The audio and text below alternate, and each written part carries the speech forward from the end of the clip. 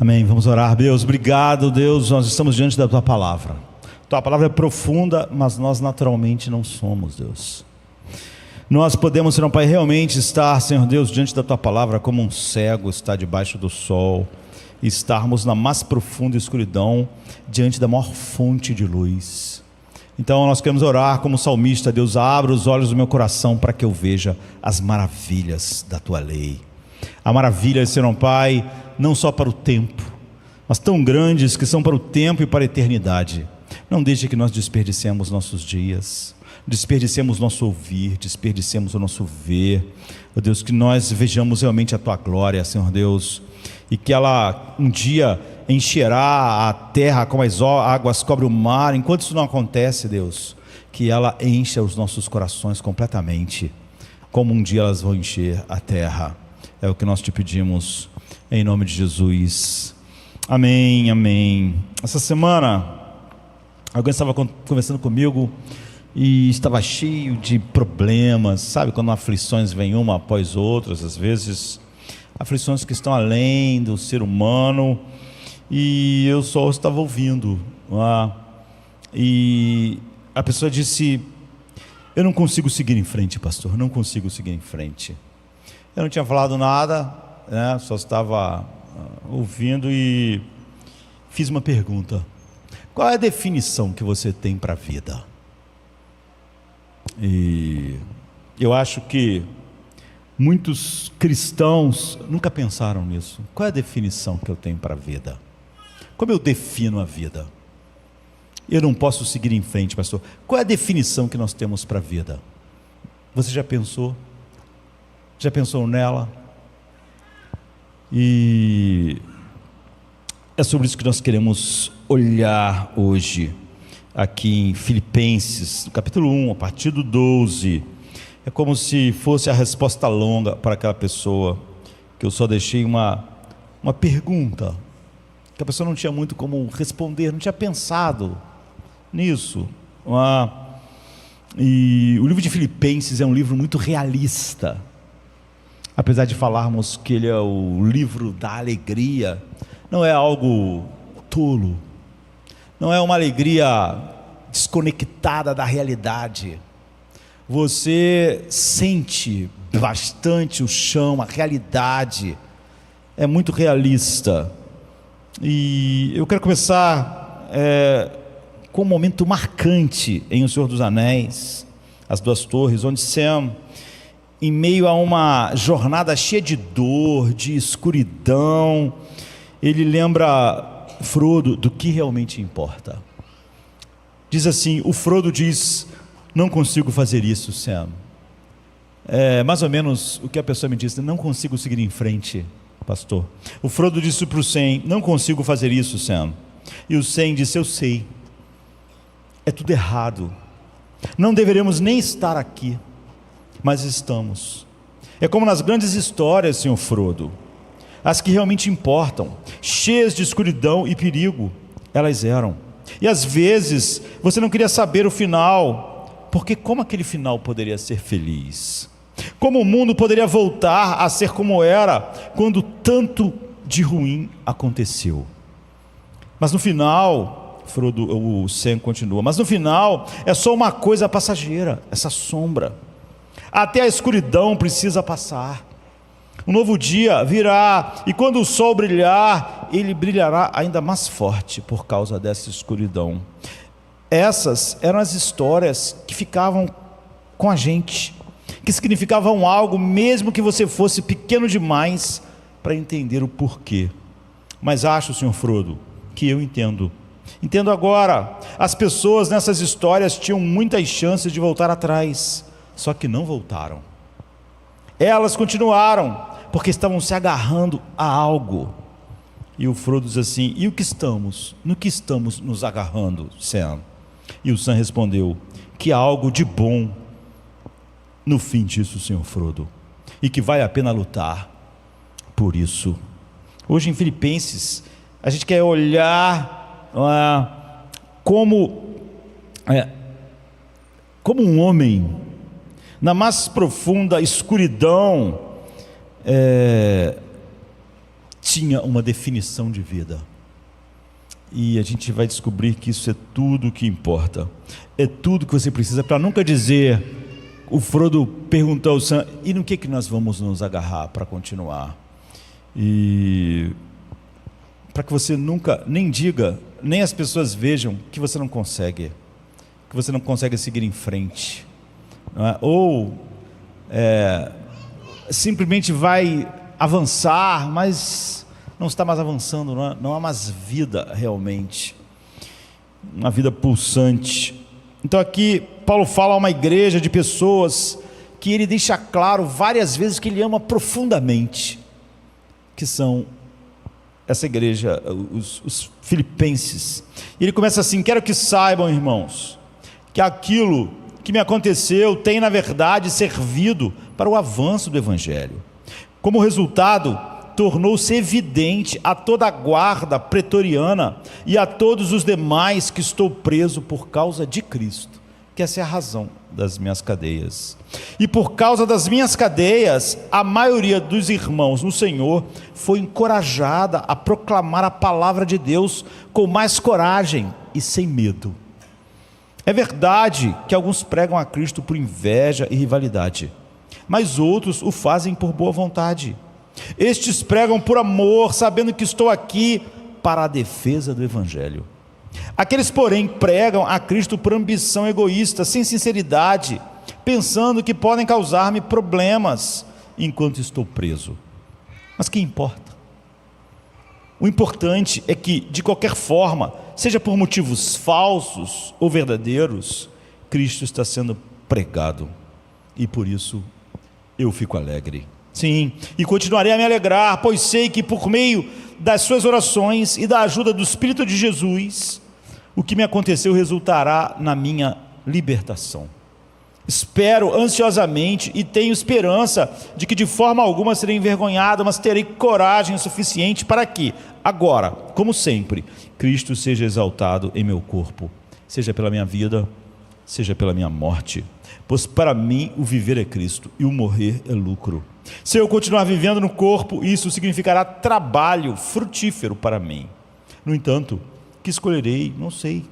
Estou dividido entre os dois. Desejo partir e estar com Cristo, o que é muito melhor. Mas é mais necessário para vocês que eu permaneça no corpo. Convencido disso, sei que permanecerei e continuarei com todos vocês para o progresso e a alegria na fé, para que por meio da minha presença entre vocês novamente, a alegria de vocês em Cristo transborde por minha causa. Há um monte de coisas nesse texto para se dizer, né, queridos? Há um monte de sermões aqui, mas vamos nos limitar a uma coisa, que foi a pergunta que eu fiz àquela pessoa. Paulo está enfrentando uma provação horrível, do tipo que nós provavelmente nunca vamos enfrentar nada parecido. Tantas provações juntas, batendo com tanta força em nós, como ondas poderosas, batem num rochedo em dias de tempestade. Paulo está enfrentando essa provação terrível, ele está preso. Mas ele não está só confinado a um lugar, o que é horrível, não é? Ele está literalmente acorrentado.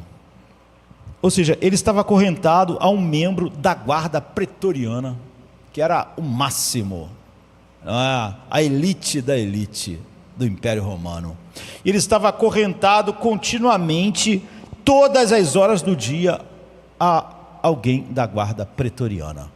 Então não só está confinado na prisão, mas também há correntes que sempre ligam ele esse membro da guarda pretoriana. Hoje eu estava vendo um filme e depois li um artigo sobre como pessoas que às vezes são obrigadas a ficar na sua própria casa hoje em dia, né? Com tornozeleira eletrônica, às vezes tem colapsos psicológicos porque não podem sair, e depois de muito tempo como muitas pessoas não conseguem lidar com isso. Mas Paulo não está com uma tornozeleira, ele está na cadeia, não está em casa, e ele tem uma corrente presa a ele, mas não uma tornozeleira. Ele tem realmente uma corrente presa a um soldado e eles se revezam de turno em turno, de tal maneira que durante 24 horas por dia Paulo está acorrentado a alguém. Queridos, isso é o horrível do horrível, né? Ele não estava apenas na prisão, ele estava acorrentado na prisão a um guarda individual. Ele não tinha privacidade, ele sempre estava na presença de alguém, continuamente. Ele não tinha privacidade, ele não podia dormir com privacidade, ele não podia ir ao banheiro com privacidade. Imagina você estar privado de toda a privacidade, além de estar confinado. É como uma espécie de inferno, ao estilo de Jean-Paul Sartre, não é? Que ele disse que, qual é a pior coisa? Qual é o inferno para o homem? É um olho sem pálpebras que fique te olhando o tempo todo. Por isso ele disse que não podia acreditar em Deus, porque se Deus existe, a vida é um inferno. Se há alguém que sabe tudo que você pensa, tudo que você faz, tudo que você deseja, se há alguém que realmente sabe tudo sobre você, então isso é um inferno. Porque você gosta de controlar o que as pessoas sabem sobre você. E Jean-Paul Sartre diz então, esse olho sem pálpebras é um inferno. Então surgiu aquela coisa famosa, né, que o inferno são os outros. O inferno é a contemplação de quem nós somos realmente, mesmo por olhos humanos. Imagine por olhos não humanos. Então Paulo não está apenas em uma situação extremamente humilhante, uma situação, humilhação, né? Uma humilhação, difícil lidar com a humilhação, mesmo que seja num instante, mas ele está numa contínua situação humilhante, desmoralizante e nós podemos dizer desumanizadora. Você não tem privacidade para dormir, você não tem privacidade para ir ao banheiro, você não tem privacidade um instante para fazer nada. É desumanizador mesmo. E ele soube lidar com isso, não com as crises de depressão das pessoas, que às vezes tem que usar uma tornozeleira eletrônica. Ele soube lidar com isso durante muito tempo. A sua carreira, o que Paulo fazia era plantar igrejas. E agora, ele não estava plantando igreja nenhuma. Ele pregava o evangelho. Ele disse: estou pronto para pregar em Jerusalém, estou pronto para pregar em qualquer lugar. Se todo mundo falar que vai me matar em Jerusalém, eu estou pronto para pregar. Era o que ele fazia, mas ele não pregava. E ele estava acorrentado assim, e ele estava esperando a decisão se ele ia ser morto ou não. Queridos, como alguém pode viver dias sabendo que alguém está decidindo se você vai ser executado ou não vai ser executado, sem ter a menor pista, e vivendo num estado, no império, que a decisão era podia ser totalmente desconectada com a realidade, dependia só do desejo de alguém mesmo. E no entanto ele diz: não importa se eu vivo ou morro, é algo pequeno para mim. Não importa se eu estou acorrentado a um guarda 24 horas por dia, é algo pequeno para mim. Nós podemos dizer que Paulo triunfou ali. Ele não está desanimado, ele não está para baixo, ele não está desesperado, ele não está em desespero. Aqui está o motivo: ele tem uma definição de vida que capacita ele a enfrentar isso.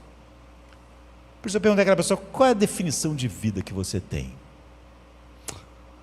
Paulo ensina nesse trecho que não são as circunstâncias da sua vida, não é se as coisas vão bem ou mal para você, mas a forma como você define a vida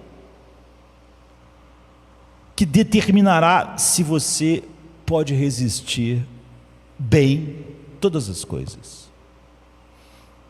Então a pergunta é a mesma para aquela pessoa: qual é a tua definição de vida?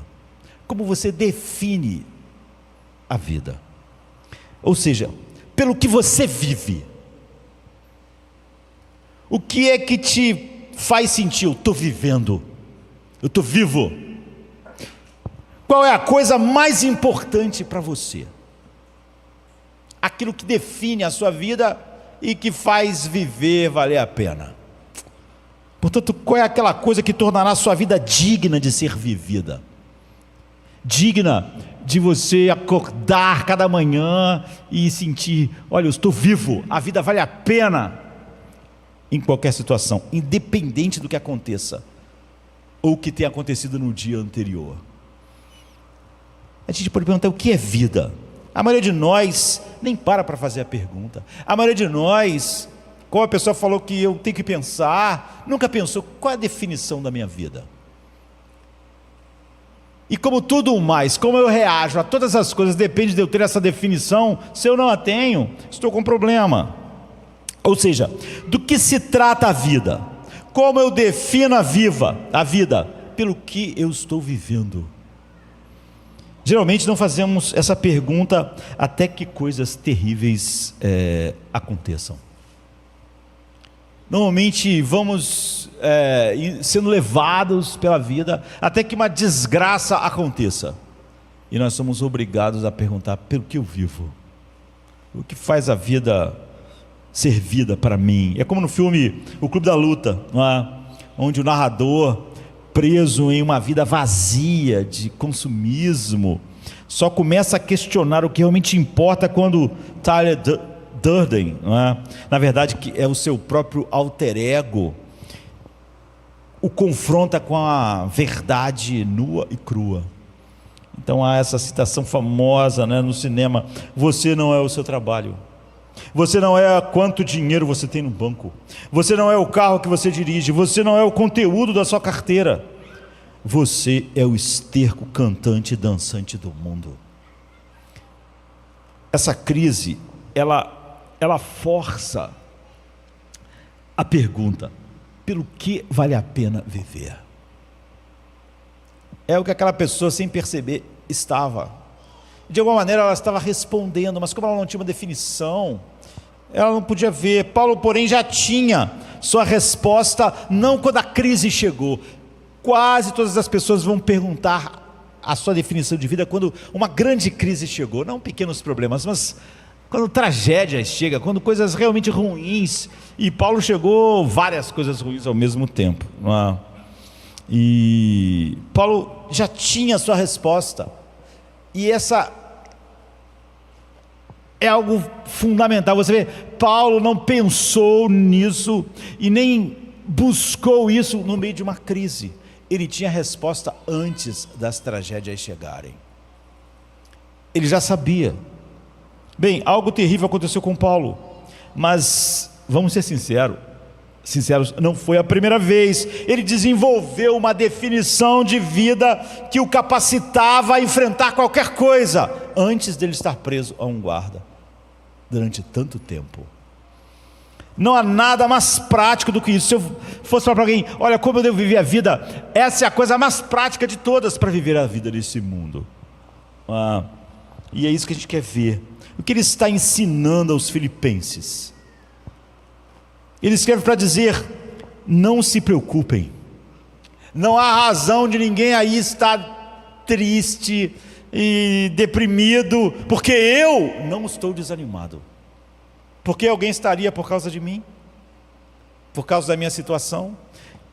Não é maravilhoso quando outras pessoas estão tristes e preocupadas e meio para baixo por causa de nós, e nós podemos dizer à pessoa: não fiquem assim, eu não estou assim. Se eu que estou nas cadeias, ou se eu que estou enfrentando os grandes problemas, não estou assim, vocês não têm que ficar.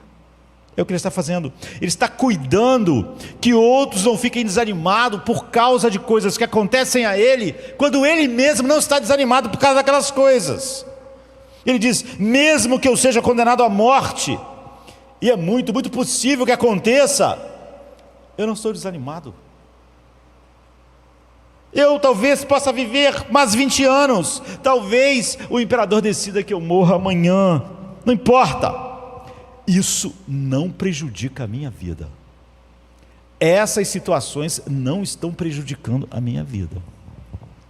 Aquilo pelo qual eu vivo não é tocado por isso.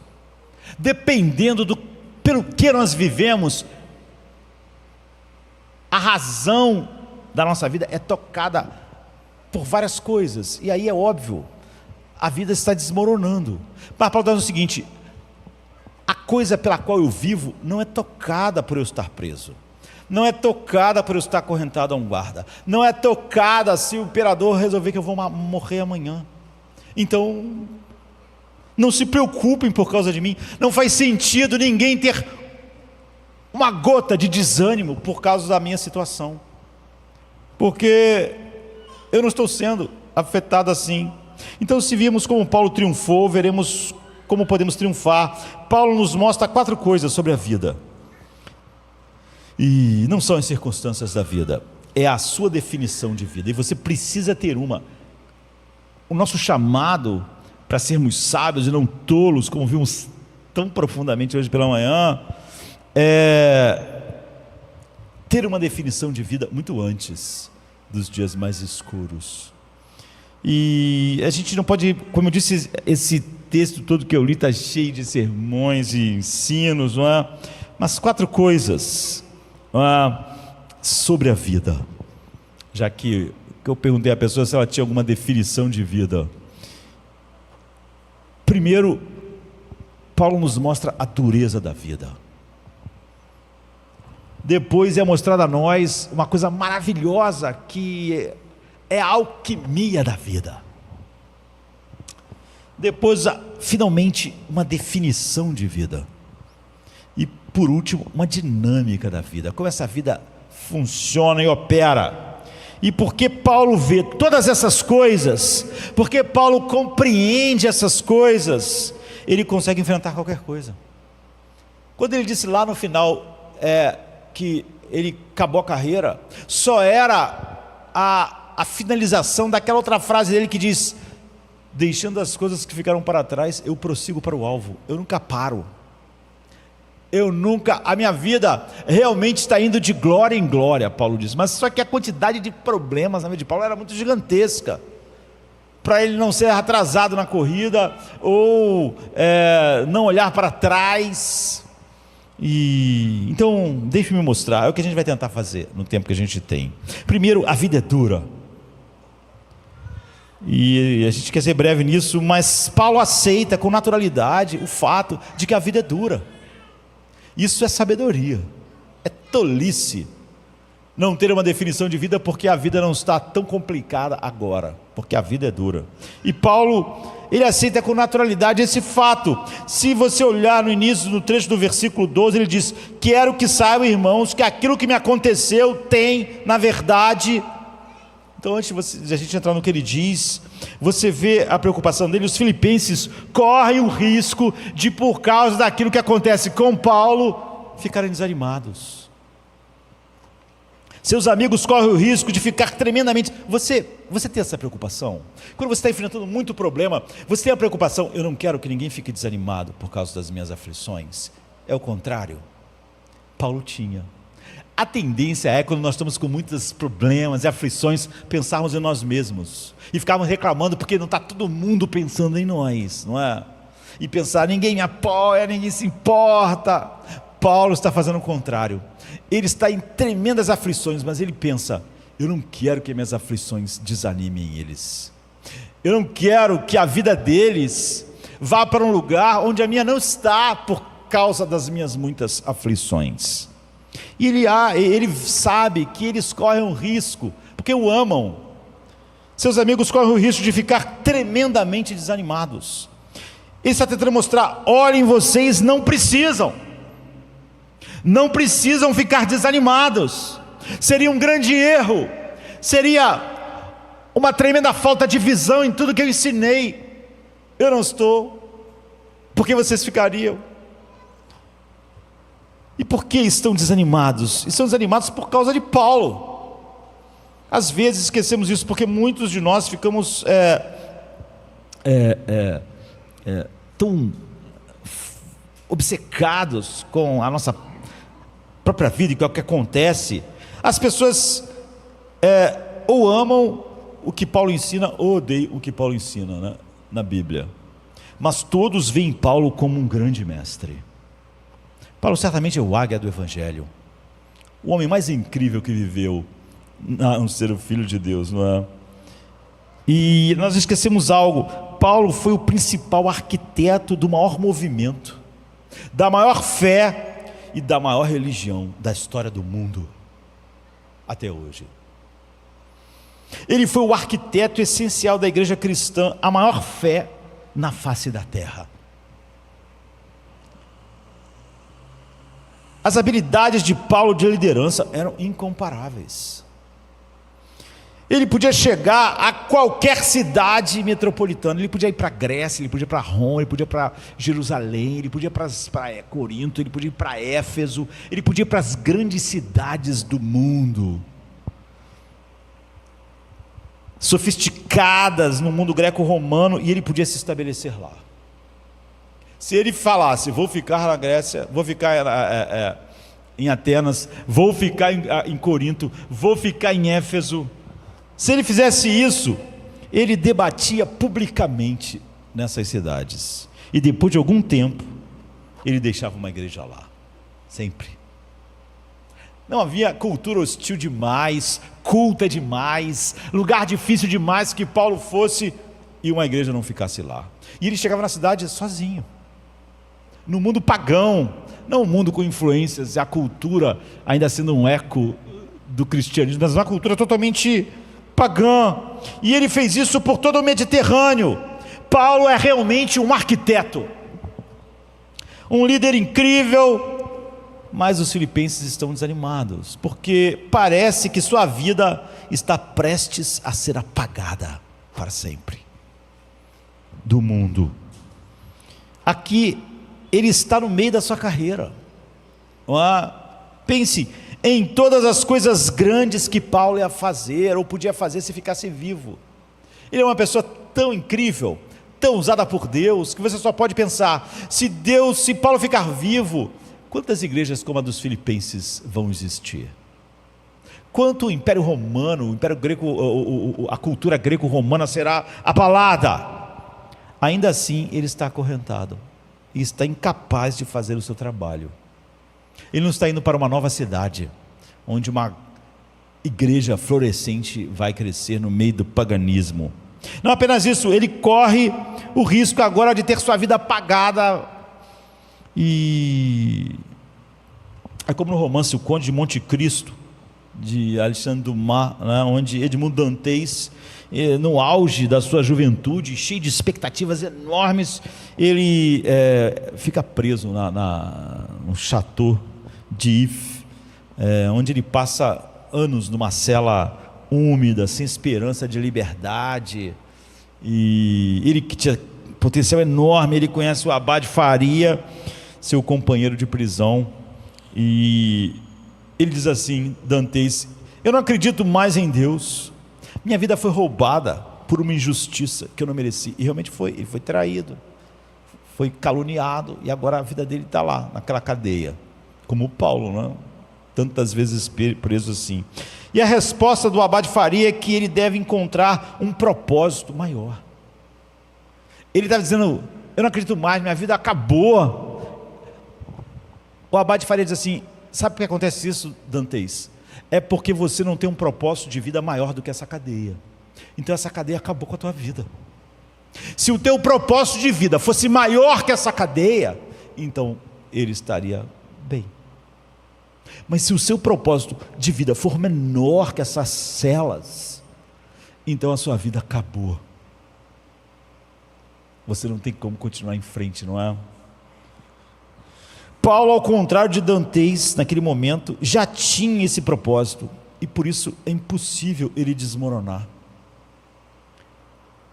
Veja, de certa forma, o problema da injustiça e do sofrimento é mais um problema para o cristão do que para outras pessoas. Eu não entendo porque o mundo fala tanto de injustiça. Um mundo humanista secular, que diz que tudo que existe é a matéria, nosso cérebro, os processos bioquímicos, o acaso, que fez as coisas aparecerem sem nenhum propósito. Elas reclamam tanto de injustiça. Eu acho que a injustiça e o sofrimento é um problema para o cristão. Se fossem intelectualmente honestos, isso não pode ser um problema para um mundo humanista secular. E eu não quero me prender a isso hoje, é só de passagem. O cristão tem mais dificuldade com a dureza da vida do que qualquer um, porque as pessoas dizem, olha, às vezes para nós, nossa, porque Deus permite que coisas tão horríveis aconteçam? E como Dantesa, ela vai dizer, eu não acredito mais que Deus existe. Olha, porque minha irmã morreu, porque eu perdi todo o meu dinheiro, porque meu casamento desmoronou, porque minha esposa foi embora, porque meu marido foi embora. Essas são perguntas difíceis de responder.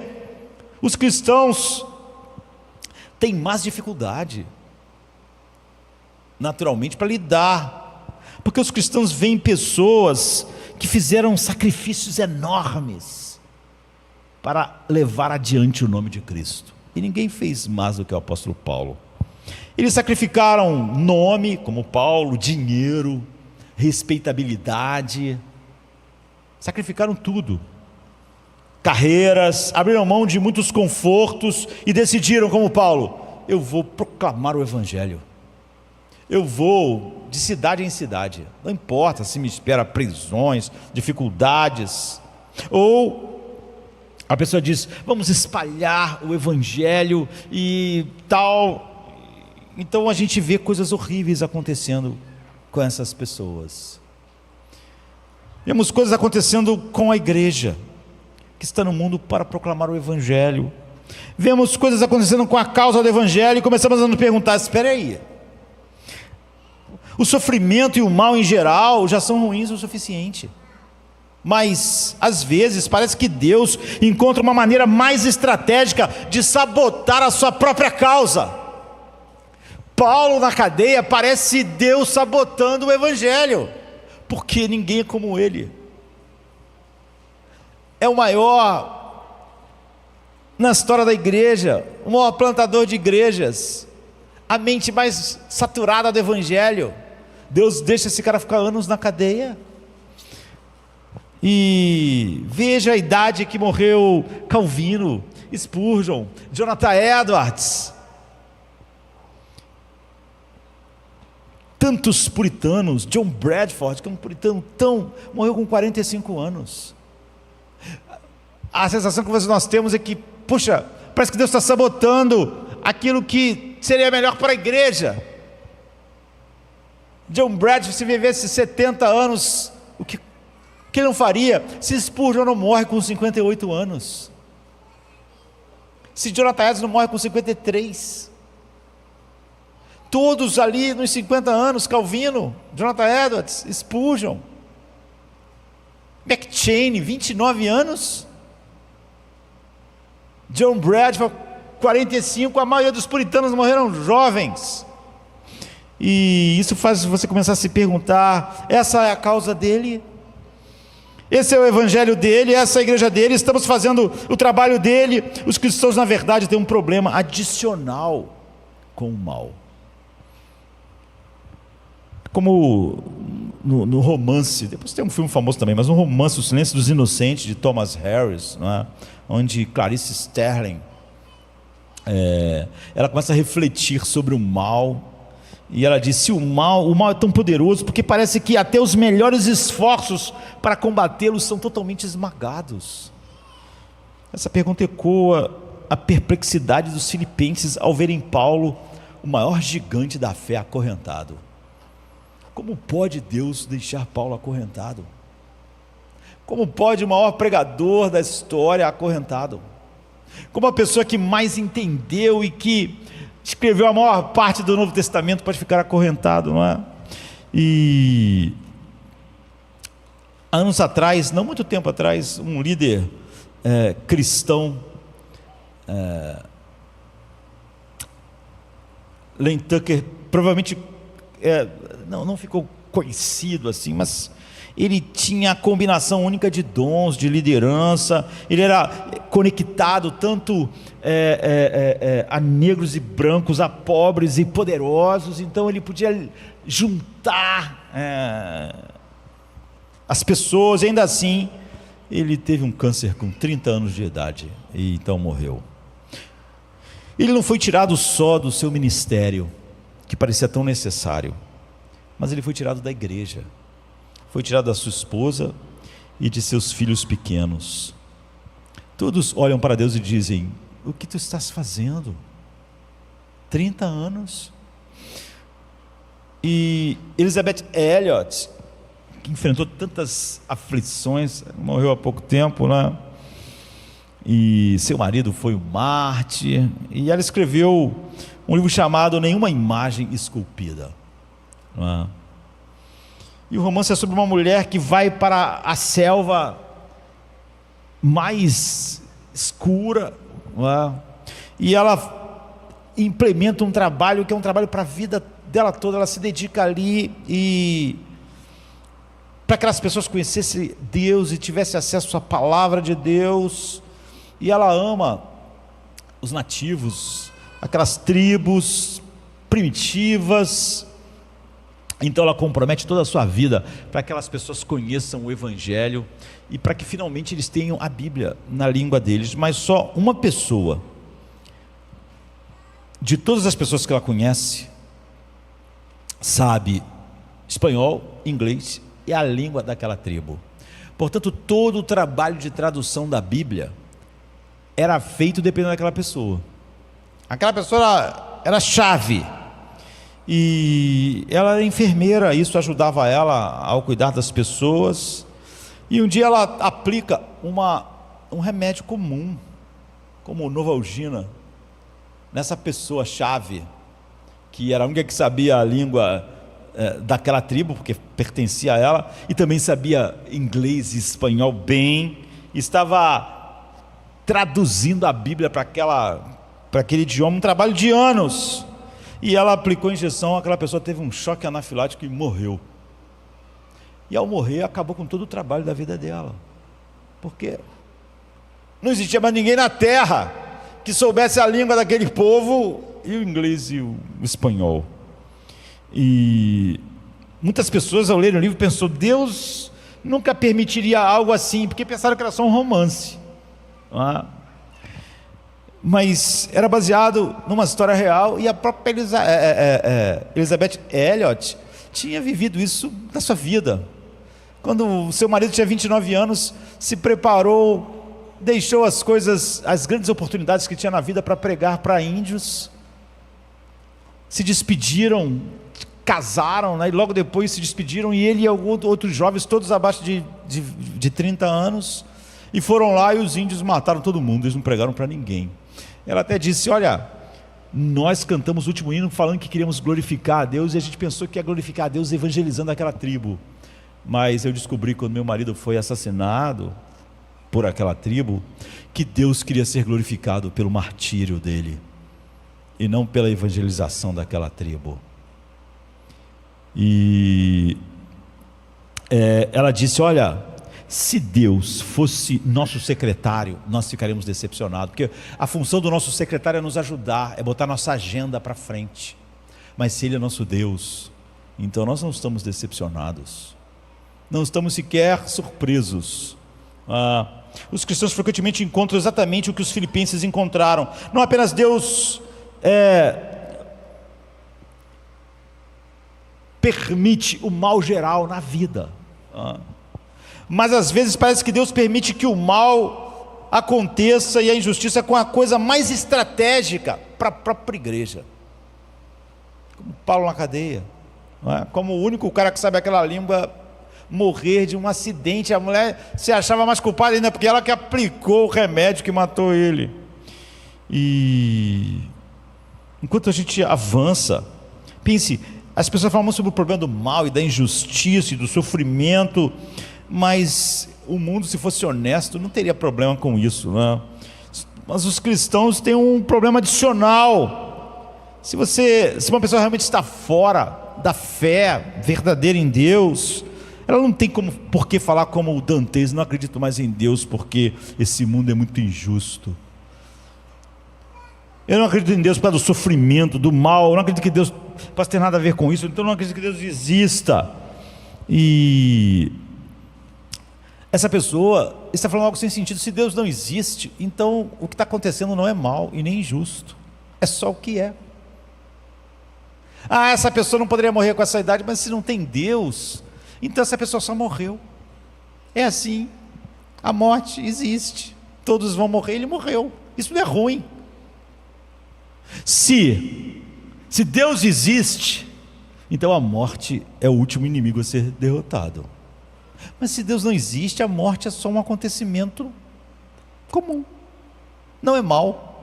A injustiça não é injustiça, é um nome errado para ela, porque é assim que é: leões comem zebras, fortes esmagam fracos. Você só pode achar isso injusto se Deus existe. E se não há Deus, este mundo é tudo que existe. Então o que você acha ser uma desgraça, aquela pessoa morrer com câncer aos 30 anos, é só a tua opinião. A natureza não acha que seja. É só um acontecimento comum, natural. Você não devia se abalar, nem achar ruim, porque não é ruim. E você vê os fortes devorando os fracos. Não, se Deus não existe, aquilo ali não é ruim. Você não tem base. Você pode dar a sua opinião, mas é só a sua opinião. Mas nós que confiamos em Deus, temos que enfrentar o fato: por que Deus determinou isso? Parece tão estranho para nós que Paulo fique na cadeia ou que seja condenado à morte. Assim que se você elimina Deus, você não tem mais um problema do mal. O problema de não confiar em Deus, o problema do ateísmo é o problema do mal. Não pode ser. Porque se Deus não existe, não existe o problema do mal. Não existe o mal, nem o bem. É só o que é. Aquilo não é bom nem mal. É como as coisas são. Tudo veio do acaso, tudo está acontecendo sem nenhum plano. O mal seria uma coisa que está contra o plano das coisas, mas nada tem um plano, nada tem um propósito. Quanto mais você se afasta de Deus, mais você corta debaixo de si a própria capacidade de reclamar da vida. Por que eu tenho que morrer com essa idade? Se Deus não existe, você vai morrer porque morre. É como o mundo funciona. Isso não é ruim. Você não tem o direito, se não acredita em Deus, de reclamar sobre o mal nesse mundo, a injustiça nesse mundo, porque isso é só como as coisas são. Você não tem como definir aquilo como mal e dizer que é mal morrer jovem ou velho, ou fraco ser esmagado pelo forte, ou o leão devorar a zebra. Quanto mais você se aproxima de Deus, mais você tem que perguntar, mais aguda se torna a questão: por quê? Paulo resolveu isso. Veja como ele resolveu. É aqui que entra algo que nós chamamos de alquimia. E esse termo é um termo famoso na história. E onde ele está aqui no texto? No verso 12 diz assim: quero que vejam que o que parecia horrível, na verdade, resultou na propagação do Evangelho. Isso está no versículo 12. Depois, no versículo 19, ele diz: quero que vejam que o que aconteceu, todas as coisas ruins na vida dele, resultará na minha libertação. O que ele está dizendo? Ele está dizendo o seguinte: eu sei que, por pior que isso seja, está produzindo bem, não só histórico, mas um bem pessoal. Aqui está o que ele quer dizer. No versículo 12 ele diz: quero que vejam que o que aconteceu parecia ruim, mas resultou no bem. Por quê? Ele diz: porque toda a guarda pretoriana ouviu o Evangelho. Eu aproveitei que tinha um guarda amarrado a mim e preguei para ele. Ele não podia sair de perto, não podia ir embora. Então eu sempre tive alguém para ouvir o Evangelho.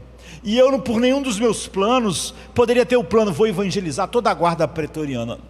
Seria um plano meio ridículo, meio maluco, não teria como botar ele em prática. Mas agora aconteceu. Há um monte de convertidos na casa de César, no lugar mais próximo a César, que é a guarda pretoriana, por causa disso. Agora, Paulo quer plantar igrejas, e ele nunca teria planejado, a menos que Deus o tivesse colocado nessa situação, uma missão com a guarda pretoriana. Nunca teria pensado. Ele poderia pensar: vou evangelizar Éfeso, vou evangelizar Filipos, mas ele nunca ia pensar: vou evangelizar a guarda pretoriana. Ele tem agora um público cativo para evangelização, e 2 ou 3 vezes por dia, quando era feita a troca da guarda, aquele guarda duro para chegar a ser chegar a guarda pretoriana, eram os melhores dos melhores, só que o melhor era num sentido meio ruim, aquele homem pagão, duro, mal-humorado, acorrentado ao evangelista mais persuasivo que o mundo já viu. E um por um eles estão sendo convertidos. Paulo está dizendo, sabe de uma coisa? Eu não teria planejado isso. Eu nunca teria pensado nisso. E no livro As Crônicas de Nárnia, né? O sobrinho do mago, tem uma parte que Aslan, o leão, né, explica de Gorri como até as mais ações da feiticeira branca estão cooperando para os planos de Aslan. C.S. Lewis está fazendo ecoar isso, né? Aslan diz para ele, eu sei, não parece justo, mas não é assim que funciona. As coisas ruins que acontecem não são apenas para nos fazer sofrer, elas têm um propósito, mesmo que não possamos vê-lo agora. Tudo o que a rainha faz, tudo que ela faz de ruim, Aslan usa para o bem. O mal que ela plantou será a semente de algo glorioso que nunca poderíamos imaginar. Paulo vê essa mesma coisa. Deus está usando sua prisão para alcançar pessoas que de outra forma jamais ouviriam o Evangelho. Matthew Henry, um dos mais famosos puritanos, né, tem um comentário da Bíblia inteira de Matthew Henry. O pessoal terminou o trabalho, amigos dele, né, porque ele morreu antes de terminar o trabalho todo, mas grande parte dos comentários são do Matthew Henry. Nasceu em 1662, morreu em 1714. E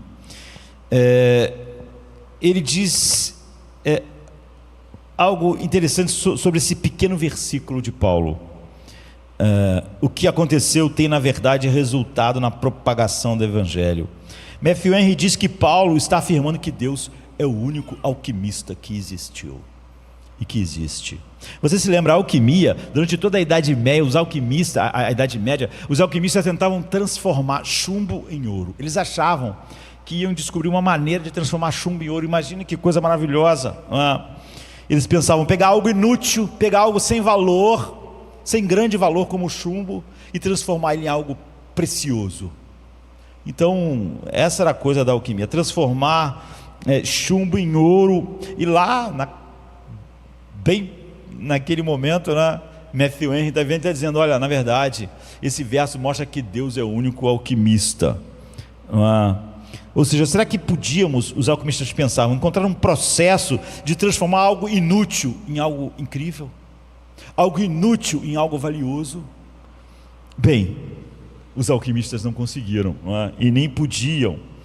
Você precisa da nucleossíntese estelar para produzir ouro.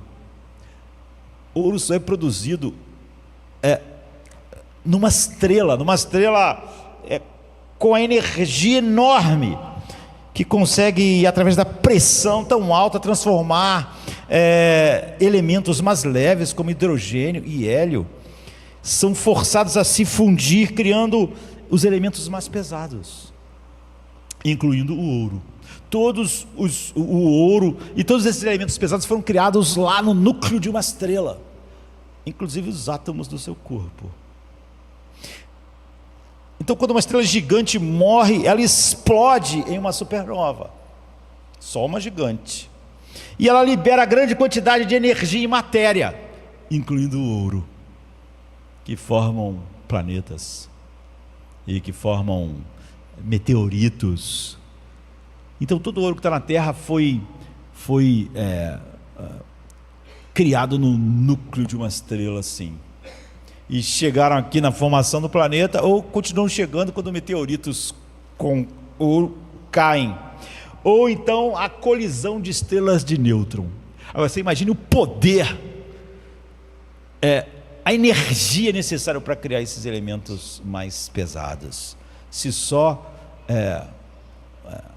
estrelas e as maiores, para explodir numa supernova, pode espalhar esses elementos pelo universo. Isso você vê como é difícil, né? Pegar algo e transformar em algo valiosíssimo assim. Ninguém realmente pode, nem os alquimistas, nem ninguém, transformar chumbo em ouro ou qualquer coisa, ou produzir ouro. Mas Matthew Henry diz que Paulo está dizendo que Deus fez isso, e que Deus faz isso o tempo todo com as circunstâncias da vida. Toda a nossa vida, todos nós, mesmo todos os que foram chamados por Deus, são só chumbo. Seriam chumbo. Não haveria nada que transformasse isso em mais do que isso. E todas as situações da vida, a mesma coisa. Aqui está José, ele é preso e seus irmãos o vendem como escravo. Tudo aqui é ruim, tudo aqui parece inútil, tudo aqui parece sofrimento, injustiça. E eles dizem: finalmente nunca mais vamos ver a cara de José. Nos livramos dessa presença insuportável. Claro que José orou: Deus, por que está deixando isso acontecer? Porque os meus irmãos querem me matar, porque me jogaram num poço, porque me venderam como escravo, porque aqui no Egito tudo deu errado. Mas Deus transformou chumbo em ouro, porque Deus, Matthew Henry diz, é o alquimista, o único. No final ele se torna o primeiro-ministro do Egito, salva os seus irmãos, salva o mundo da fome. Aqui está Paulo dizendo a mesma coisa. Quando Paulo entra em uma situação, ele começa a dizer: quero saber como Deus vai transformar isso em ouro. Só vejo chumbo, só vejo um monte de coisa que parece inútil, injustiça inútil, sofrimento que parece inútil. Mas Paulo, ele já sabia o que Matthew Henry também falou, que Deus é esse alquimista. Então Paulo sempre já entrava esperando: quero ver como Deus vai transformar todas essas coisas em ouro. Estou na expectativa. Paulo vê o potencial de transformação divina até nas piores circunstâncias, na coisa mais inútil, no sofrimento que parece mais sem sentido. Agora cuidado, não acredite que Paulo pense que o fato de estar ganhando a guarda pretoriana para Cristo seja razão suficiente para ele morrer, ser afastado da sua carreira e ser executado. Não é isso. Isso não é uma razão suficiente para o colapso total do homem que Deus mais usou, só para que alguns guardas sejam evangelizados e salvos. O que Paulo faz é não esperar ver o quadro todo. Paulo está dizendo: nós nunca vamos ver o quadro todo. Eu não espero ver. Ele entra em uma situação de dificuldade e tragédia e diz: quero saber como Deus está transformando tudo isso em ouro, mas eu não posso ver tudo, mas eu posso vislumbrar uma coisinha. Os guardas pretorianos estão sendo salvos, mas eu sei que o que Deus está fazendo é muito maior que isso, que eu não consigo ver. Só a salvação daqueles guardas a gente pode dizer assim, não valiam a perda de um homem como Paulo. Mas Paulo não acredita que é só isso, é tudo que ele está vendo. É como se ele estivesse vendo um pequeno ponto do plano de Deus. Ele não acha que isso é o quadro todo, ele não espera que isso seja o quadro todo. Não vale a pena morrer por isso. Francamente, ele vai morrer apenas para alguns guardas pretorianos serem salvos? Mas ele diz: posso ver que isso é uma parte disso. Mas como eu conheço Deus, eu sei que Deus faz grandes coisas. Eu não posso ver, não posso. Isso é o que eu posso ver. Agora, se isso é o que eu posso ver, é como você olhar para o céu à noite e pensar: que lindo. Agora, eu sei que isso é só um pedaço minúsculo do universo. Mas se isso é o que eu posso ver, maravilhoso, como não será o resto do universo, se eu pudesse ver? É isso que Paulo está dizendo. Se você enfrentar dificuldades da vida sabendo que Deus transforma chumbo em ouro, se você disser: quero saber tudo o que Ele vai fazer com isso, então, de certa forma, você não vai receber aquilo que esse texto está ensinando, sabe? Mas se você vê o pequeno que Deus está fazendo, mas como uma pequena parte do céu estrelado, que faz parte de um universo enorme, você diz: isso é o que eu posso ver, maravilhoso. Agora, se isso é maravilhoso, então o que Deus não está fazendo que eu não estou vendo? Por exemplo, você pode olhar para a vida de José e pensar: caramba, está vendo? Deus não deixou ninguém morrer de fome. era isso, que maravilha. Isso é uma pequena coisa. Através daquela família, Cristo ia vir ao mundo e todo o plano eterno de Deus estava sobre aquilo. Era o universo que Deus ia fazer através de livrar a família de José, através de José. Não era só porque ele ia fazer de José o príncipe do Egito. José podia dizer: olha o que Deus fez. Nisso tudo eu vejo que Deus fez isso. Olha, eu me tornei príncipe do Egito, minha família foi salva, outras pessoas não morreram de fome.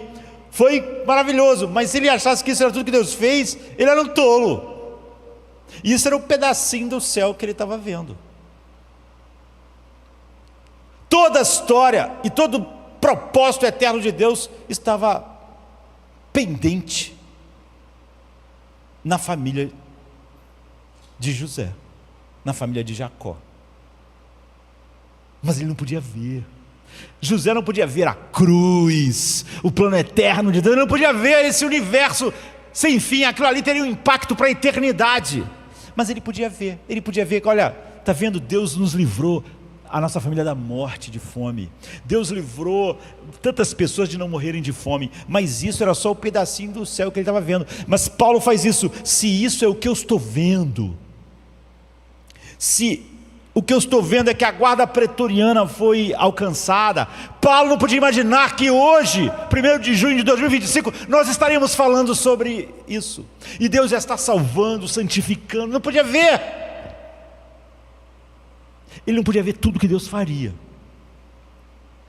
Mas ele podia ver a guarda pretoriana sendo evangelizada. Mas ele sabia: não é só isso que Deus está fazendo. Esse é um pequeno pedaço, isso é maravilhoso, mas não é tudo que Deus está fazendo.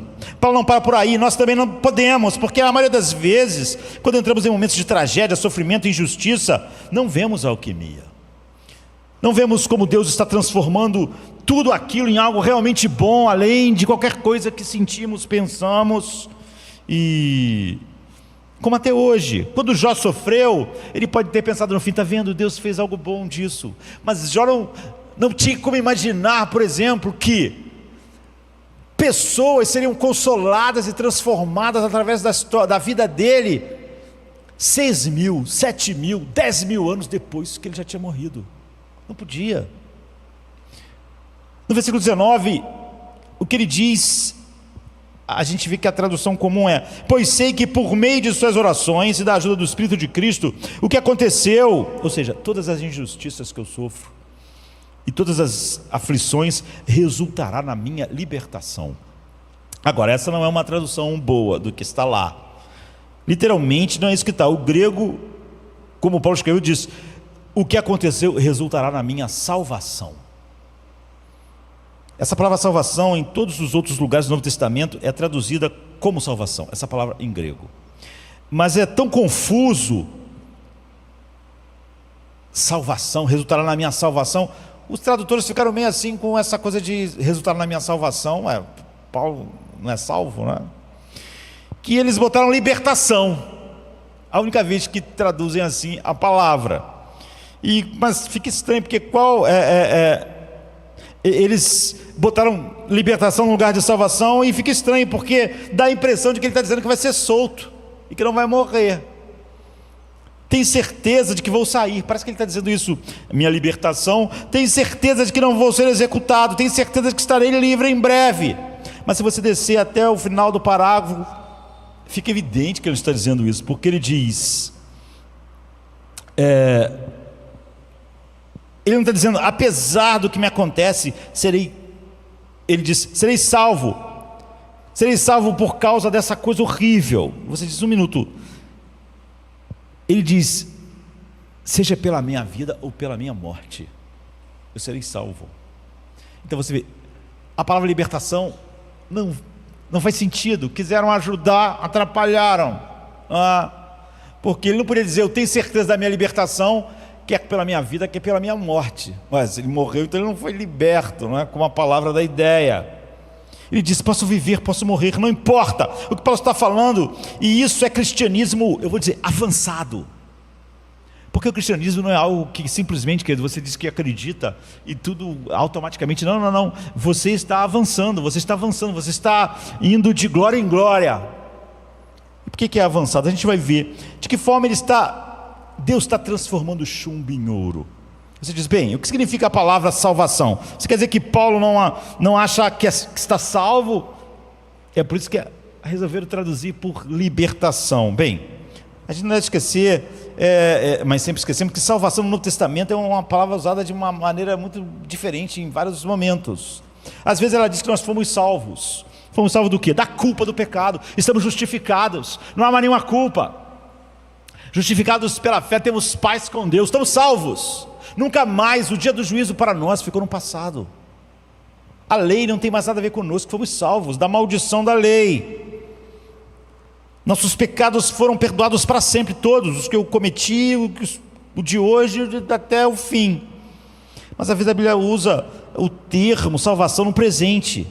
O cristão foi salvo no passado já da penalidade do pecado, mas ele está sendo salvo agora da presença do pecado, da atuação, do poder do pecado. O pecado não tem mais domínio sobre ele diariamente, então ele está sendo salvo do pecado. Ele foi salvo da culpa do pecado, e na santificação ele está sendo salvo do pecado, do poder do pecado, do domínio do pecado. E haverá um dia que nós seremos salvos, a Bíblia diz. Aí está usando a palavra de outro jeito, nós vamos ser salvos da presença do pecado. Não haverá mais a presença do pecado. Então eu fui salvo, eu estou sendo salvo, eu serei salvo.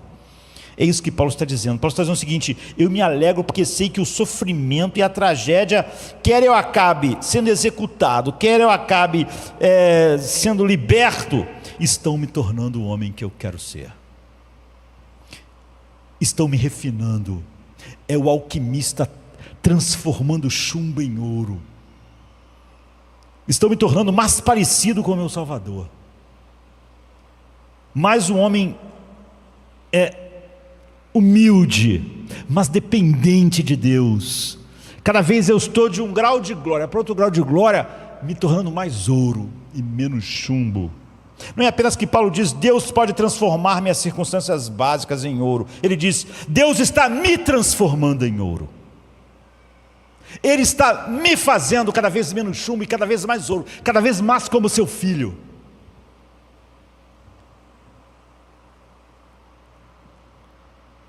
Na série The Leftovers, Nara Durst, enfrentando uma perda inexplicável em sua família, e no momento de vulnerabilidade ela diz assim, eu precisei passar por isso para entender quem eu sou.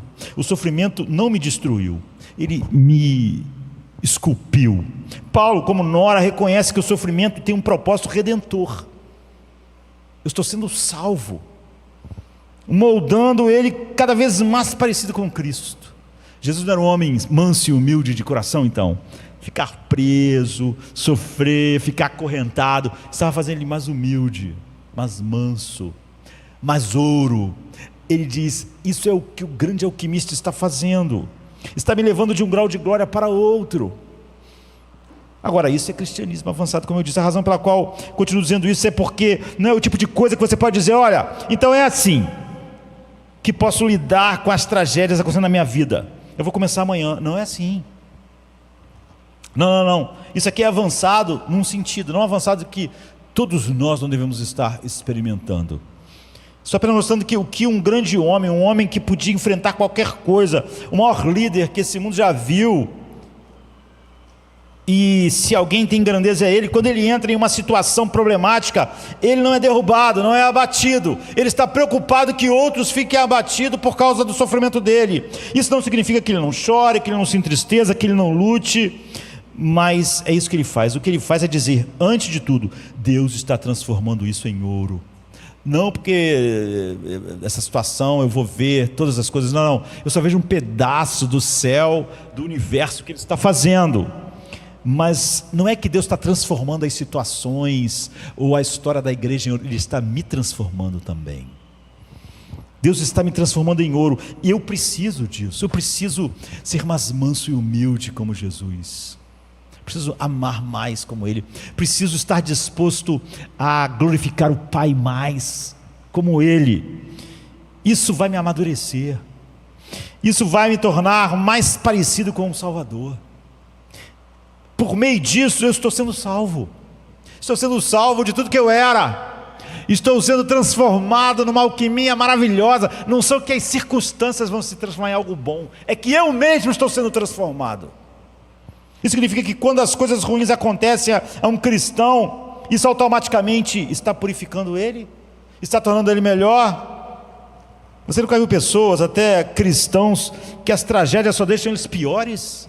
A pessoa não me disse que não conseguia mais seguir em frente. Eu não consigo mais seguir em frente, pastor.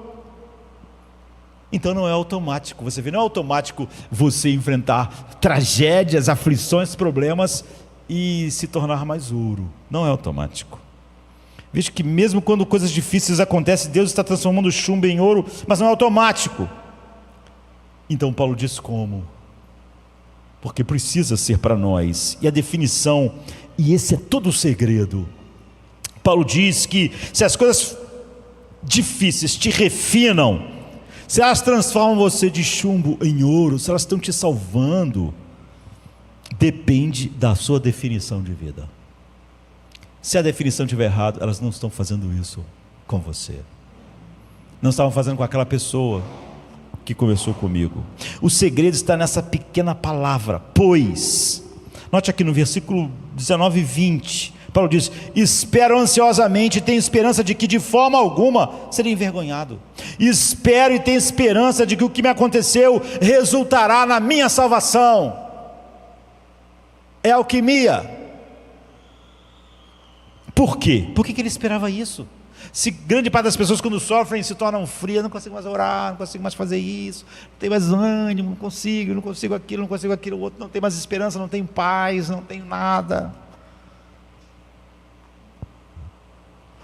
Ele está prestes, no versículo 21, a te dizer como é possível que coisas ruins possam te salvar, ou seja, te transformar em ouro, o chumbo, a alquimia. Está prestes a te dizer como coisas ruins, apesar delas, você pode enfrentá-las, porque para mim o viver é Cristo.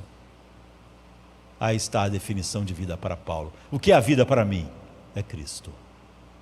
Como eu disse, Dantes disse: a minha vida acabou, não acredito Deus, porque essa cadeia, todas as minhas oportunidades, tudo estava indo tão bem, agora estou anos nessa cadeia. E o Abade Faria disse: se a tua definição de vida fosse maior que essa cadeia, você não estaria assim. Mas ela era menor, então essa cadeia prendeu. Essa é a definição de vida. Se você tiver uma definição adequada de vida, você será capaz de enfrentar qualquer coisa, Paulo diz. Qualquer coisa. Essa coisa não, se for maior do que sua definição de vida, vai te botar num buraco. E sempre que colocar, saiba, a tua definição de vida era menor do que aquilo. Se você não tiver uma definição adequada de vida, você não será. As situações não vão transformar você mais em ouro. Não haverá um crescimento de glória em glória. Não haverá. Vai acontecer o oposto. O oposto. Ele te dá uma definição de vida. Pois para mim o viver significa: essa é a coisa que faz eu sentir que estou vivo, que estar vivo vale a pena. Essa é a minha linha de fundo. Essa é a coisa mais importante da minha vida, de tal maneira que ela define o que é a minha vida. Se eu tiver isso, eu estou vivendo. A única maneira de eu não estar vivendo era se eu perdesse isso. Independentemente do que mais me for tirado, se eu tenho isso, eu estou vivo. Eu estou com a cabeça erguida. Ele está dizendo para os filipenses. Deixe-me mostrar algumas alternativas. Vou te mostrar abordagens epicuristas. Para mim, viver é ter diversão e ter prazer. O epicurista é uma pessoa que pode ter um bom emprego e ganhar muito dinheiro e trabalhar duro, mas isso não é vida para ele. O epicurista diz: trabalho é trabalho, trabalho não é vida. Eu quero dinheiro e quero diversão, quero prazer. Essa é a coisa importante. Eu só trabalho por causa disso. Eu não acho que trabalho é vida. Só tenho esse emprego porque ele me dá dinheiro suficiente para fazer as coisas que eu acho ser viver. que eu acho ser a vida. Entende? Esse é o epicurista. O epicurista diz: para mim, viver é prazer. Tire o meu prazer e você tirou a minha vida. Eu vou estar num buraco deprimido sem isso. Eu posso estar aqui, mas não estou mais vivendo. Não estou seguindo em frente. Deixa eu colocar de outra forma. Tem a abordagem estoica, né? Os epicureus e os estoicos eram as duas escolas ali que equilibravam as coisas lá naquele momento até hoje. Agora, uma pessoa estoica é alguém que diz: para mim viver é ser forte, resistente, é estar no controle mesmo quando tudo está difícil. E as pessoas veem que eu consigo travar o dente e aguentar a barra. Eu já disse que um dos melhores exemplos disso, eu não estava falando a respeito disso no dia, mas eu já mencionei esse filme em outra situação, que é Os Anjos de Cara Suja, né, de James Cagney. É um filme antigo, 38, se eu não me engano, mas é um filmaço. E ele mora ali em Nova York, no lugar mais perigoso, na época dos gangsters. E James Cagney, ele ficou famoso por fazer filmes muitos, apesar de que ele ganhou o Oscar não por um filme assim, em 42, mas ele ficou muito famoso por ser alguém, fazer esses papéis de pessoas duronas, né, que seguram a barra. Mas ele acabou ganhando o Oscar. Na verdade, o filme é de 42, mas ele ganhou em 43, né, um ano depois do filme, por um filme chamado A Canção da Vitória, que não tem, mas ele foi indicado ao Oscar por esse filme. E ele teve uma carreira longa, 60 filmes, parou anos e anos e voltou já com idade, assim, um filme de Milos Forman, em 1980, e depois morreu com 86 anos de ataque cardíaco enquanto dormia. E nesse filme, ele é um gangster, e a coisa mais importante era ele mostrar naquele lugar que ele era o cara, que ele era forte, que ele enfrentava as coisas. E ele tem um melhor amigo desde a infância no lugar pobre de Nova York, onde ele se tornou esse grande gangster, que é um padre que cuida das crianças da cidade, né? E Patrick O'Brien, que é o ator, e ele acaba sendo preso por causa dos seus muitos crimes e condenado à morte. E poucos dias antes de ser executado, o amigo dele, o grande amigo dele, isso é um resumo do resumo, né? Vai lá visitar ele e diz assim: olha, eu preciso que você faça algo. Como seu amigo, eu vim te pedir isso. A gente tomou caminhos tão diferentes, não é? Eu me tornei um padre e você se tornou um maior gangster. A juventude, as crianças te idolatram. Você é o máximo para elas. É o que elas querem ser. Elas não querem ser o que eu sou. Querem ser você. Mas se elas forem você, vai ser uma desgraça, não é? Elas não podem ser como você. Então eu quero te pedir algo. Amanhã, quando você for ser executado, chore, se desespere, grite de medo, mostre que você é um covarde. Porque aí elas vão ver que a tua vida não vale a pena, que você, o mais durão de todos, não era durão nada, que você era um covarde. E ele diz para o amigo dele: você está me pedindo o impossível, essa é a única coisa que eu tenho, é rir na cara dos guardas, rir na cara das pessoas que vão ligar a cadeira elétrica. Ele era um estoico, querida, isso é o estoico, é tudo que eu tenho. Mas ele diz: se você morrer assim, se você morrer rindo na cadeira elétrica, aquelas pessoas vão se inspirar mais em você ainda. E ele diz: não adianta, isso é a minha vida. Ele estava dizendo: esse é minha linha de fundo. Para mim, viver é ser visto como um cara que é durão, que não é fraco. E você está pedindo que na hora de eu morrer, eu vou morrer como um fraco? Eu não vou morrer como um fraco. Você está me pedindo o impossível. Você vê, para ele viver era isso. E o legal do filme é que ele fala isso, se despede, no outro dia ele vai morrer. E quando ele já está entrando para ser colocado na cadeira elétrica, ele começa a chorar, a gritar, dizer para não matar ele, que ele está com medo. Ele salvou aquelas crianças porque aquilo que era vida para ele foi transformado em outra coisa. É isso que Paulo está dizendo. Se você tem uma definição de vida que é maior do que qualquer coisa, nada te derruba. Se para você viver é Cristo, e a doença, a prisão, a corrente não é maior que Cristo, então aquilo não acaba com a sua vida, nem toca na sua vida. É por isso que ele está dizendo para os filipenses: eu estou bem, não há razão de vocês ficarem abatidos por causa da minha situação, porque essa situação não está tocando na minha vida. O meu viver é Cristo, e as correntes não tocam em Cristo. Eu, tanto pela minha vida como pela minha morte, sei que não serei envergonhado, porque eu vou glorificar Cristo, que é a minha vida. Portanto, minha vida não é afetada pela condenação, pela morte. Essa era a sua definição de vida. Se você entende o que Paulo está dizendo, sabe o que Jimmy Cagney foi, entre aspas, convertido, não é? Ele tinha uma linha de fundo que para ele viver era ser durão, mas ele foi meio que convertido pelo amigo dele, padre, que a vida dele fosse a salvação daquela juventude, que aquilo fosse a coisa mais importante para ele, mesmo que ele tivesse que morrer como um covarde. Isso não ia destruir ele mais, porque ele tinha algo maior do que como ele morria para viver. Então ele pôde morrer como um covarde, mesmo tendo que mostrar uma covardia, um medo que ele não estava sentindo. Ele teve que encontrar uma linha de fundo diferente. Algumas pessoas dizem: para mim o viver é ser moral, saber que eu sou uma boa pessoa. Então, isso é meio estoico, não é? Porque Javert em Os Miseráveis se mata, queridos. Porque ele era um cara assim, ele era um cara que se achava, viver para ele era ter um bom nome, era ser uma pessoa honesta.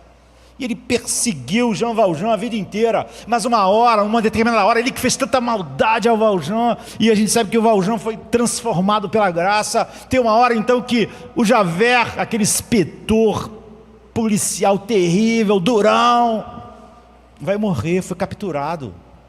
E então a pessoa que ele perseguiu a vida inteira e fez mal a vida inteira, que é Valjean, vai lá e fala para aquelas pessoas: solta ele, não o mate, deixa ele viver. Por favor, por mim, não o matem. Ou seja, Jean Valjean usou da graça que foi usada com ele, com Javert. Javert saiu de lá. Para ele o viver era o seu nome. Ele não aceita. Ele não suporta a ideia de ter precisado do perdão de Valjean. Ele não suporta a ideia de que foi a graça que o salvou. Ele também está enfrentando essa circunstância, e ele diz: eu não posso seguir em frente, como a pessoa me disse. Então Javert se mata. Ele não pode mais viver. Ele vivia, para ele viver era ser aquele cara correto, que era legalista, né? Não dependia da graça. E agora ele ia ter que viver a vida inteira sabendo que devia a sua vida à graça de Valjean, alguém que ele perseguiu a vida inteira, que ele foi implacável. Ele se mata. Ele não pode mais viver. Ele não tem mais razão de viver. E é como no seriado Breaking Bad, quando Walter White, enfrentando a morte iminente por câncer, percebe que sua vida inteira foi construída sobre a ideia de ser um provedor respeitável da sua família, mas ao descer pelo caminho do crime, ele no final confessa. Ele fez tantas coisas que a princípio era só para deixar dinheiro para sua família, porque ele ia morrer de câncer rápido, né? Mas ele disse para sua esposa, Skyler: na verdade eu fiz isso por mim, Skyler. Eu gostei. Eu era bom nisso. E eu estava me sentindo vivo pela primeira vez. Ele diz. Walter não conseguiu mudar sua definição de vida, e isso o destruiu. Javert não conseguiu mudar sua definição de vida, então ele teve que se matar. Ele não podia mais viver. Javert, como Walter, não aceita a graça, e sua necessidade de ser moralmente superior levou ele ao colapso final, não podia seguir em frente, não é? E tragédias, problemas vêm até nós, e eles tiram aquilo que fazia a vida valer a pena. É por isso que a gente chama de tragédia. A menos que você mude a definição de vida, você vai colapsar. Você pode até não acabar com a sua vida como Javert, mas a sua vida acabou. Você vai dizer: não posso seguir em frente, a vida não vale mais a pena. James Cagney, no final da sua vida, seu personagem muda a definição de vida, e assim ele consegue.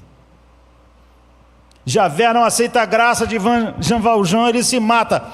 O que fazia a sua vida significativa é saber que ele era melhor. Eu sou um cara muito melhor do que Jean, é por isso que ele perseguiu Valjean a vida inteira. Mas aí ele descobre que Valjean é uma pessoa melhor do que ele, uma pessoa que o perdoa, uma pessoa que o salva.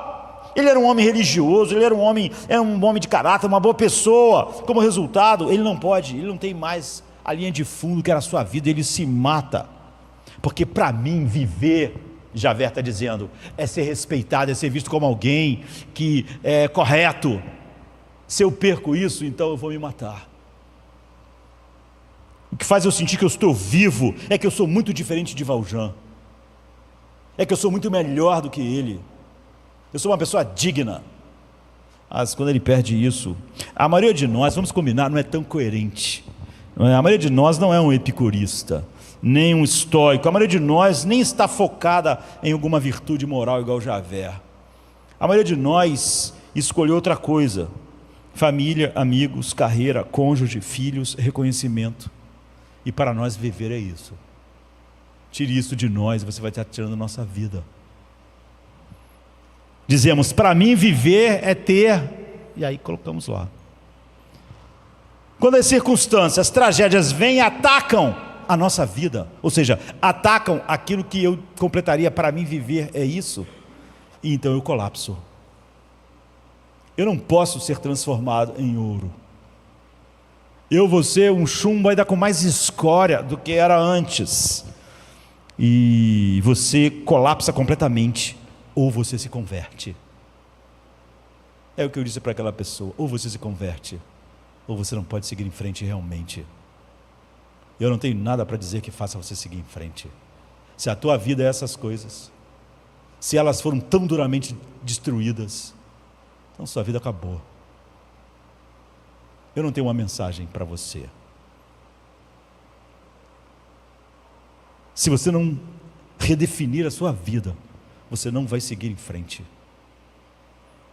Paulo diz que há apenas uma definição de vida, há apenas uma linha de fundo que pode resistir a qualquer coisa que aconteça. Ele te dá isso, pois para mim o viver é Cristo, então morrer é lucro. Nada do que está acontecendo comigo atingiu a minha vida. Sabe o que isso significa? Significa que a carreira de Paulo está acabada, certo? O ministério. Mas ele diz, o quê? Meu ministério não é minha vida. Eu não posso ir de cidade em cidade, não posso fundar igrejas. Não se enganem, essa não era a minha vida. A minha vida é Cristo. Era por isso que eu fazia isso, mas não era a minha vida. Paulo não pode mais plantar, não pode mais pregar, então ele diz, e daí? Eu posso viver, eu posso morrer amanhã, não importa, isso não toca na minha vida. Essa é a alquimia, chumbo e ouro. Sua carreira está colapsando, a carreira ministerial dele, né?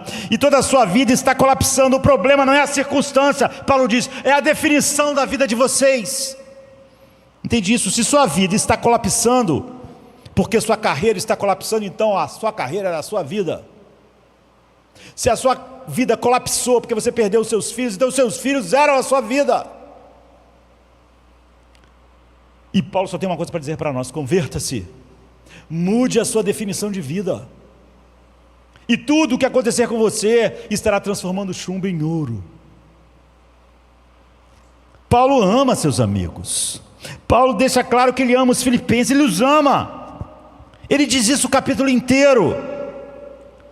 Agora ele estava separado dos seus amigos, ele está preso com os guardas pretorianos fedorentos, ele não vê ninguém, ele não encontra ninguém, ele não tem ninguém amigável, um rosto amigável para conversar com ele não tem privacidade, e sua única perspectiva é ser executado, decapitado, mas seus amigos não são a sua vida. Ele amava os seus amigos, ele gosta de estar com eles, ele sentia que eles eram um presente de Deus para ele, mas seus amigos filipenses não são a sua vida. Então ele está bem, ele não está colapsando. porque não os tem agora. Há muitas pessoas que vivem aqui para seus filhos ou vivem para o seu cônjuge. Pior, tem gente que não vive nem para isso, vive para ter que ter algum relacionamento e tem que estar casado por causa de sexo, não sei. Para eles isso é a vida.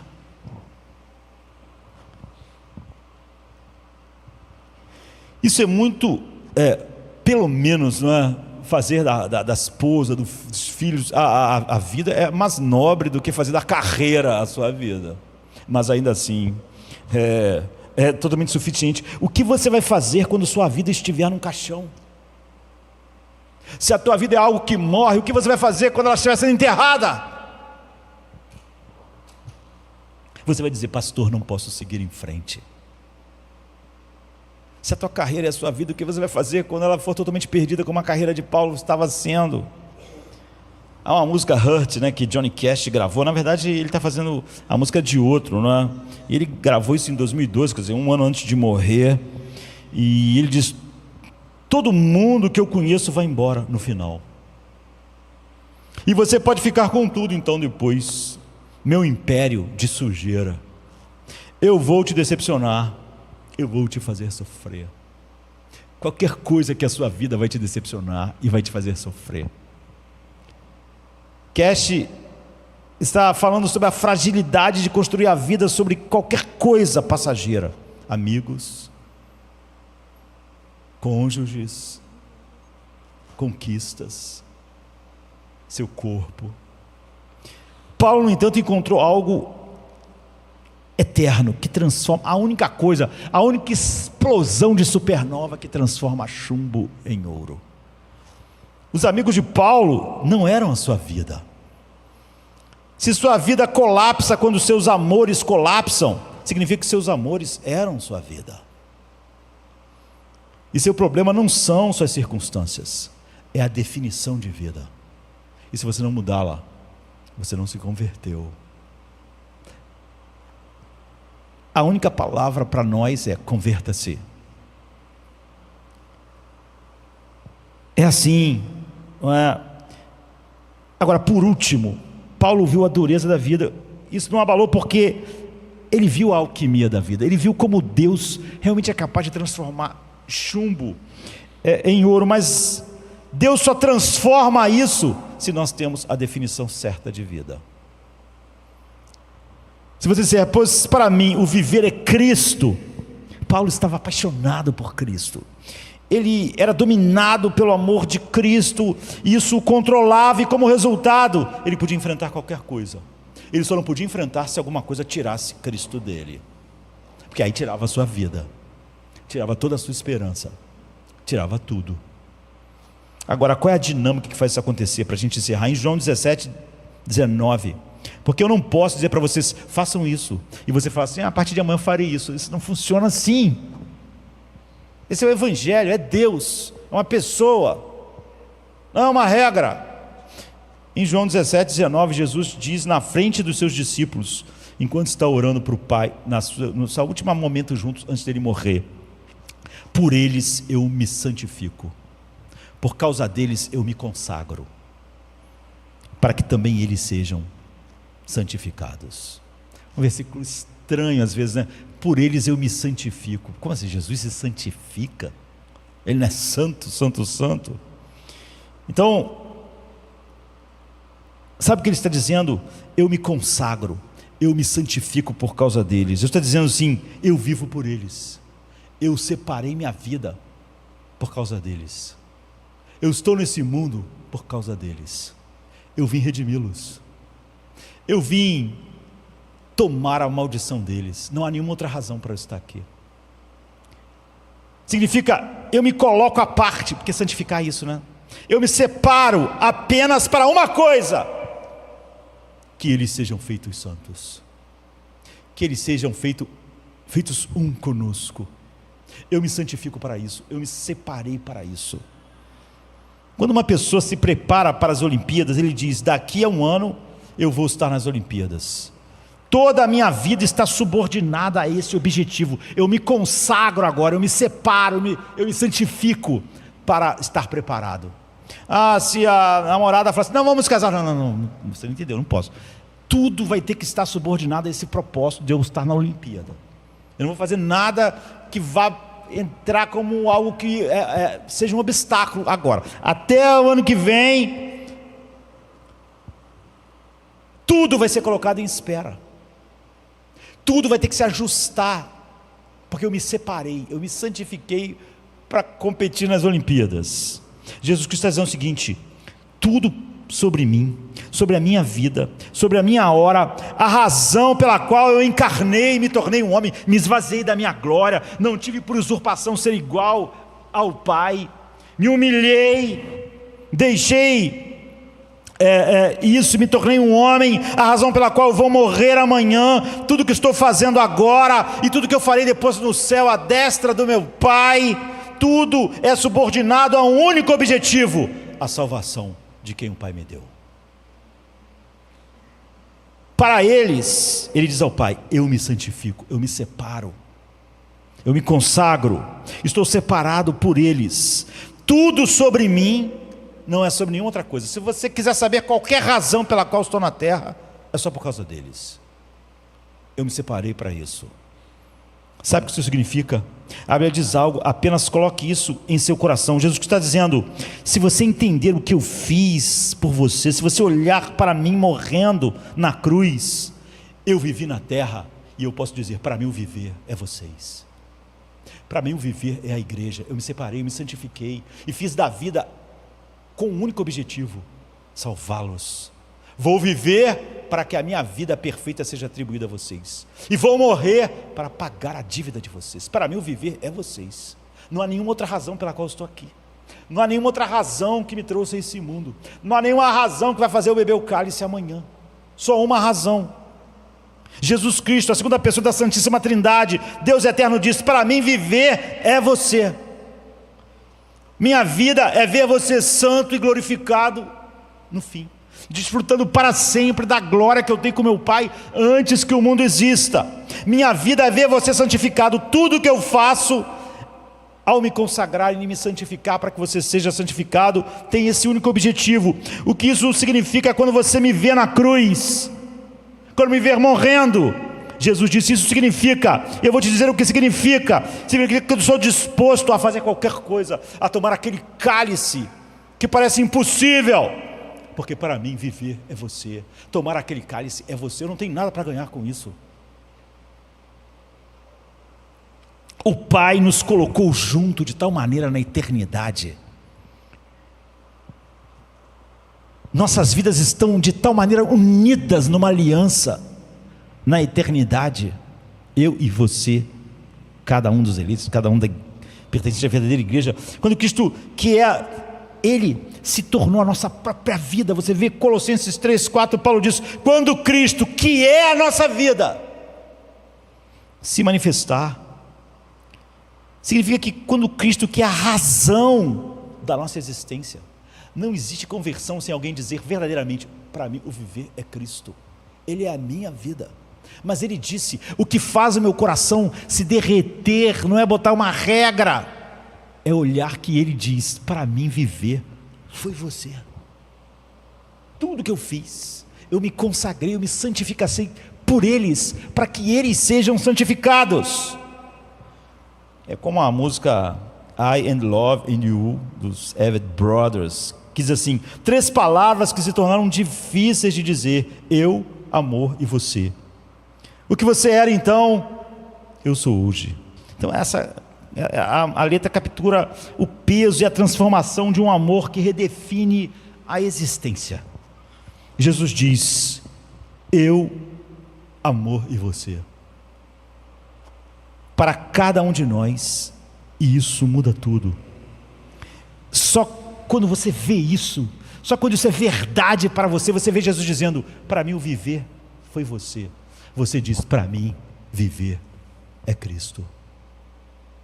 Essa é a definição de vida que faz você não colapsar em nenhuma situação, porque elas não podem tocar na sua vida, e você só colapsa quando sua vida está colapsando. Mas quando Cristo, que é a nossa vida, você vê, ela não pode colapsar, porque ela é intocável por essas coisas. Só essas pessoas que têm essa redefinição de vida é que são transformadas de chumbo em ouro no meio das aflições.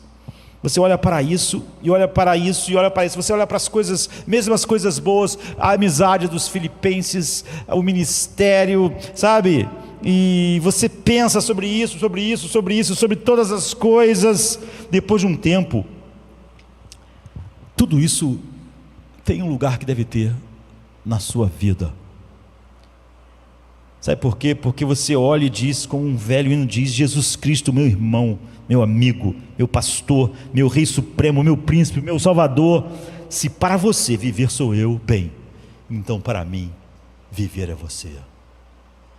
Se para você viver é Ele, então você pode dizer: não há nada que possa tirar minha vida. Paulo diz: eu tenho certeza de que não serei envergonhado, nada pode tocar a minha vida, eu vou glorificá-lo pela minha vida e pela minha morte, porque a minha vida não está em nada, nenhuma dessas coisas, pois para mim viver é Cristo. Você tem essa definição? Depois que aquela pessoa contou tudo aquilo e falou que não podia seguir em frente, eu disse: qual é a definição de vida que você tem? E a única resposta que eu posso dar é: converta-se. Se você não tiver outra definição de vida, ninguém pode te ajudar. Aquilo que era a sua vida morreu. Quem pode resolver um problema desse? O que era a sua vida está num caixão. Seja alguém, seja a sua carreira, seja a sua respeitabilidade. Quem sabe se você será Jimmy Cagney, que mudou sua definição de vida e pôde morrer ali, gritando de medo, perdendo sua honra, ou se você é Javé. Javé não pôde mudar, queridas. Ele tinha uma definição de vida e ele não podia mudar. Então, porque ele não podia mudar a sua definição de vida, a graça de Valjean era insuportável para ele, e ele se matou, porque ele não podia seguir em frente. Qual é a nossa definição de vida? Só isso. Por isso que eu falei que era cristianismo avançado. Não é porque é algo que só alguns da elite espiritual alcancem, mas é que não é aquela coisa açucarada e rala que às vezes a gente ouve, ou que a gente ouve algo maior, mas não tem uma definição de vida correspondente. A única maneira de alquimia do único alquimista está acontecendo em nossas vidas, transformando chumbo em ouro, é se você tem a definição certa de vida. Vamos ficar de pé, vamos orar. Quando o vento dança na tarde, sei que é teu sopro a me tocar. No silêncio ouço teu nome, vem me ensinar a te amar. Tu és rastro de luz na estrada, sol que aquece o frio em mim. Toda sombra se desfaz no tempo, quando Jesus toca em mim. Graça de Jesus sopra em mim, enche meu peito de vida sem fim. Tua voz acalma, teu amor refaz.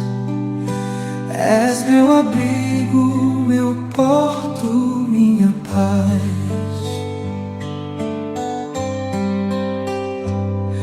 És o brilho que veste a aurora, rio que ensina a caminhar. Teu olhar refaz meu mundo, tua graça me faz sonhar. Se eu tropeço, tua mão me ergue, teu amor vem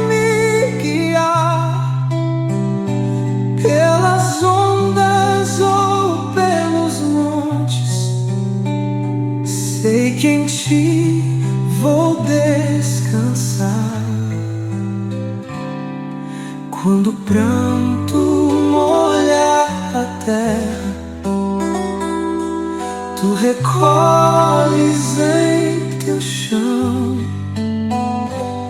És canção dentro da alma, és batida do coração. Toda lágrima é vertente, corre ao rio do teu ser. Tua voz silencia a terra, Jesus Cristo faz viver. Graça de Jesus